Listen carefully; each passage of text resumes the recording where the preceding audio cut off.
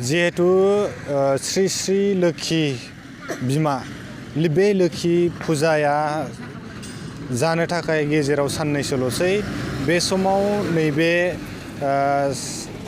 सारिदुवार police थानानि सिङाव थानाय नैबे मोनसे एरिया पुलिस थानानि सिङाव थानाय 3 नं बगिजुलि गामिया नैबे 3 नं बगिजुलि गामिनि गेलेग्रा फोथाराव बिथांमोना लोखि फुजाखौ लोब्बा लानानै बा लोखि फुजानि गेजेरजों बिथांमोना लोखि फुजा फालिनायनि गेजेरजों बिथांमोना नैबे 3 नं बगिजुलि गामिनि गेलेग्रा फोथाराव फुजाजों लोगोसे मेला लाबोदों मेला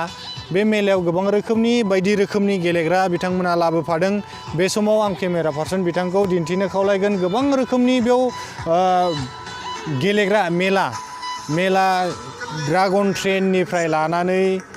सोरखि आरो बायदि बेलुन गेलेग्रा गाखोनानै बारल'ग्रा गथ'फोरनि बारल'ग्रा गेलेग्रा सोरखि गिदिंनाय बायदि बायदि नैबेयाव लाबोनाय जादों बेयाव गोबां दिनै जिहेतु लोखि फुजाया गेजेराव साननैसोल'सै बिनि थाखाय गोबां बेयाव बायदि रोखोम गावबा गावनि दखान आरो बायदि गेलेग्रा मुवानि बेयाव बानायबाय थानायखौ नुनो मोनदों बेयाव नोंथांमोना नोजोर होब्ला नुनो मोनगोन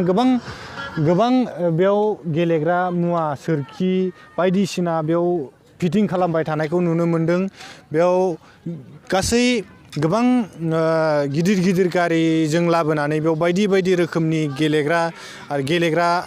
आरो बायदि बायदि रोखोमनि बेयाव गेलेग्रानिफ्राय लानानै सोरखि बायदि बेयाव फिटिं खालामबाय थानायखौ नुनो मोनदों बेयाव गोबां दखानफोरबो होनाय जागोन जिहेतु थावनिया मोनसे जायगाया गोबां गिदिर बेयाव नोजोर होब्ला नुनो मोनगोन बै नुहुरनाय बियो जाबाय लोखि मण्डप बेयाव लोखि बिमानि मुर्तिखौ बेयाव फज'नाय जागोन आरो गोबां नैबेयाव नोंथांमोना नुनो मोनदों बेयाव गोबां बायदि स्टेज बायदि रोखोमनि बेयाव बानायदों बेयाव नोंथांमोना नुगोन बेयाव बायदि रोखोमनि बेयाव बानायबाय थादों बे समाव आं मिथिनानै लानो नाजागोन जे बे फुजा कमिटिनि माखासे दैदेनगिरिनिफ्राय मिथिना लानो नाजागोन मा थांखि बिथांखिनि गेजेरजों बिथांमोना नैबे 3 नम्बर बुगिजुलि गामियाव बिथांमोना फुजाखौ लानाय जादों बिनि सायाव आं जों मेला लाबोनायनि गुबै जाहोना जाबाय थांनाय बोसोरावबो जों मेला लाबोदों नाथाय बिदियै जों मेलाखौ खुंफुंनो हायासै देग्लाय सानदों जोङो थांनाय बोसोरनिख्रुइबो साबसिन जोंनि बे मेलाया जासिगोन मानो होनोब्ला बायदि बेयाव गेलेग्रा मुवाफोरखौ लाबोनाय जादों जोंहा गोबां उन्दै गथ'निफ्राय गोदोरसिमहालागै गेलेग्रा मुवाफोरखौ लाबोनाय जादों आरो बेनि अनगायैबो जोङो लाइमोन सेंग्रा सिख्लाखौ खावलायगोन जेनेबा बेवहाय जोङो जिहेतुनिखि मेला होननानै मेला बायदियै जोङो गासै मुवाखौनो हेगारना होनाय जानाय नङा जों बेखौ रंजानाय हिसाबैसो लाबोनाय जादों जिहेतुनिखि जोंनि बे सोलिबोनाय जिहेतुनिखि समयसा बे समयसाखौ लोब्बा लाखिनानै जों प्रशासननि गोबां सुबिदा लानाय जादों बेवहाय प्रशासननिफ्राय पारमिसन लानाय जादों बे प्रशासनखौ लानानै जोङो बेवहाय आरो जोंनि कमिटिखौ सांग्रां खालामनाय जादों जाहाथे बेवहाय गुबुन फेनाय मुवाफोरखौ लानानै बेयाव जाहाथे गुलाय गुजाय जाया बेफोरनि थाखाय जों गोबां सांग्रां जानायखौ नुदों आरो देग्लाय आरो बिनि अनगायैबो जोङो देग्लाय माने गाजा गोमजायै खुंनाय लानाय जासिगोन आरो जागोन होननानै सानो आरो जिहेतु लोखि फुजाखौ नोंथांमोना माबायदि फालिनाय जायो सिरि सिरि लोखि फुजाखौथ' जोङो देग्लायजों 27 बोसोर 27 बोसोर आगान होबाय जेनेबा बे 27 बोसोराव जिहेतुनिखि जोंनि आफा आबौमोननि समनिफ्रायनो जों बे खुंबोबाय थादों जेनेबा बे समाव जोंहा कुनु सरकारि बा बिदि प्रशासननि कुनु सुबिदा लानाय जायाखै थुलमुल हिसाबै गामिनि रायजोफोरानो फैसा खांनानै जों खुंनाय जादोंमोन सानैनि हाबाफारि लानानै थिग बिदिनो दानि माबाखौ लानानै पजिशनखौ लानानै जिथुनिखि लाइमोन सेंग्रा सिख्लाफोरा मोनथिनाय जादों बा लामा हान्थिफोरा मोजां जाबोनायजों लोगोसे बे गोजानाव थांनो नाङा जासे जोङो बेवहाय रायजोफोरानो थिरांथा बा लाइमोनफोरा थिरांथा खालामनानै बे मेलाखौ लाबोनाय जादों आरो सानबैसेनि थाखाय नोंथांमोना बे मेला आरो फुजाखौ फालिनाय जायो फुजाया जोंनिया साननैल' थागोन नाथाय मेलाखौ जोङो सप्तासेनि थाखाय लाबोनाय जादों आरो बे सप्तासेनि गेजेराव नोंथाङा रायजो राजाफोरखौ माबायदि बाहागो लाफैनो खावलायदों आं बे समाव खावलायनो सानो रायजो राजाफोरखौ थांनाय बोसोराव जों मेला लाबोदों बिदि जों सुबिदा मोनासै देग्लाय साबसिन जागोन होननानै सानो मानो होनोब्ला जों देग्लाय बांसिन गेलेग्रा मुवा बायदिसिनाखौ लाबोनो हानाय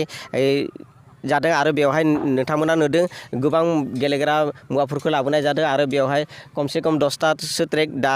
ट्राक दाहालागै मोनफैदों आरो दा जोंनिया बे लुनाय जायाखै हयथ' गाबोन सबनैहालागै पुरा क्लियार जासिगोन बेफोर जोंनि बेयाव जिहेतुनिखि सारिदुवार आन्दाराव गोलैयो जोंनि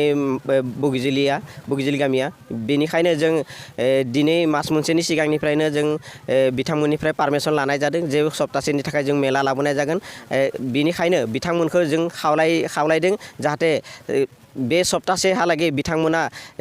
हरेखाने बेयाव थानानै जोंखौ प्रखाखना सेफटि खालामो बेखौ जों खावलायसिगोन आरो बिनि अनगायैबो जोंनि कमिटियाबो लोगोसे थाफागोन आरो बिथांनि बे मददखौ जों नामायदों जेनेबा 24 आवार्स जोंखौ बे प्रटेक्ट खालामफैयो जिहेतु गोबां लाइमोनफोरा माखासे लोङै जायै फैनानैबो माखासे हाल्ला खालामनो नाजाफैयो बे समाव नोंथांमोना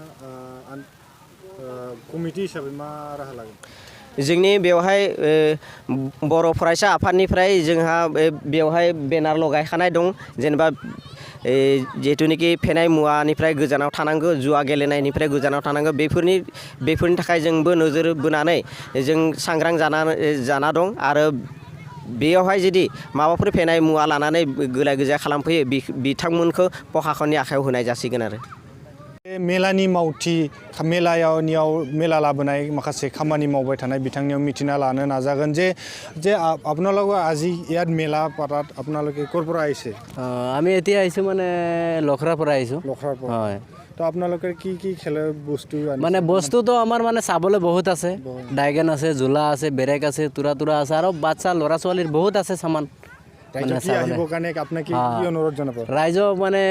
চবক অনুৰোধ জনাই আছোঁ সবাই আহিব মেলাটো চাব আমাৰ আনন্দ মেলা আহিছে ইয়াত মানে বহুত দিনৰ পিছত আহিছে আপোনালোকে সবেই আহিব ইয়াত মেলাটো চাই যাব 28 তাৰিখৰ পৰা অপেনিং কৰিবলৈ চান্স আছে কিন্তু তাৰ পিছত কি হয়তো ক'ব নোৱাৰোঁ কিন্তু চান্স আছে 28 তাৰিখে হ'ব কাৰণে কি আশা কৰি আছে আপুনি যে বহুত ভিৰ মানুহ হ'ব আমিতো আশা কৰিছোঁ মানুহ হ'ব কাৰণে সেইকাৰণে আহিছোঁ না মানুহ বেছি হ'ব সেইকাৰণে আহিছোঁ আমাৰতো পুৰা ভৰসা আছে মানুহ হ'ব धन्यवाद थाकिल आपनालै बे समाव गोबां बाथ्रा मिथिबाय बे समाव आं बेखिनिखौनो नोंथांमोननो फोरमायनानै बेखिनियावनो फोजोबनाय जाबाय गोजोन्थों